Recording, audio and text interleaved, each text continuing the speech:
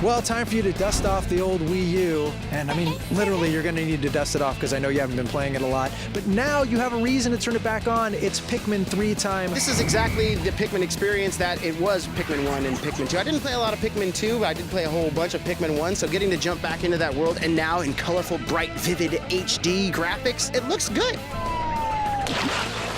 It's very, very familiar, very similar to the older Pikmin games. I just really loved the storytelling in this one. You don't play as Olimar anymore. You're now 3 different captains. You crash land on a planet as you're trying to, Planet 404? That's what it's called. You're trying to get some fruit to bring back to your home planet because you guys are starving.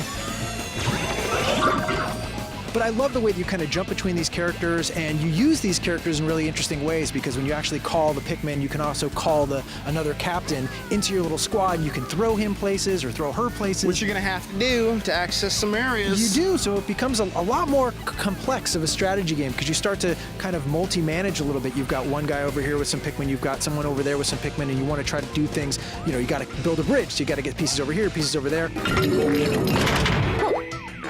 And the fact that you can take the different captains and have them each grab a different set of Pikmin and go around and sort of explore all these areas, I thought that adds a little bit of depth to the game as well, to where you don't necessarily have to focus on one spot with one guy. You can take them in different paths. Yeah, it kind of gives it a little more of a classic real-time strategy feel, although I did find that if I was sending a captain anywhere or sending a bunch of Pikmin, something bad was going to happen. Yeah. Like, you got to babysit them, because they'll walk into a monster. There. There's definitely a monster. You're definitely going to find a giant bug that's going to kill all your Pikmin because you're not there taking care of it. And that is one issue with the game, is that even though you're sort of multitasking, you have to be involved in all these fights. You can't kind of auto-set them to just, I want you to go here and fight. Yeah. I wish they would be like, go over here, and if there's danger, throw whatever Pikmin's going to be the best Pikmin for you to throw at them and kill them. Right. Instead of just like, Pikmin are in danger.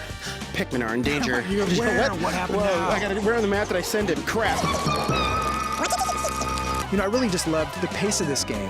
Each day you go down to the planet and you run around, you got to get some fruit so you can make some juice. Like, a lot of the time when I see the little sundial clicking down, I'm like, I need to get some fruit. Yeah, I need to get some fruit because we need some juice because we need some food. And then you don't get anything done one day, and you're like, you come back, you're like, oh yeah, we got no fruit today. I'm like, oh, I just see my fruit counter dialing, all my juice and disappearing. I'm like, oh man.